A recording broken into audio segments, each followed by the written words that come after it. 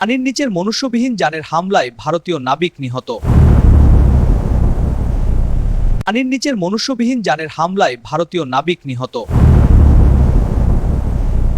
মার্কিন নৌবাহিনীর সবচেয়ে বড় ধ্বংসান ফাঁদ এই শক্তি পদ্মরা বৃদ্ধির ইঙ্গিত দিচ্ছে। মার্কিন নৌবাহিনীর সবচেয়ে বড় ধ্বংসান ফাঁদ এই শক্তি পদ্মরা বৃদ্ধির ইঙ্গিত দিচ্ছে।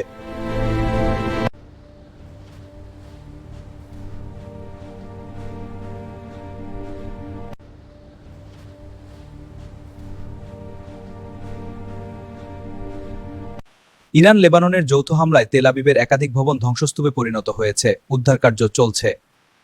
ইরান লেবাননের যৌথ হামলায় তেল আবিবের একাধিক ভবন ধ্বংসস্তূপে পরিণত হয়েছে, উদ্ধারকার্য চলছে।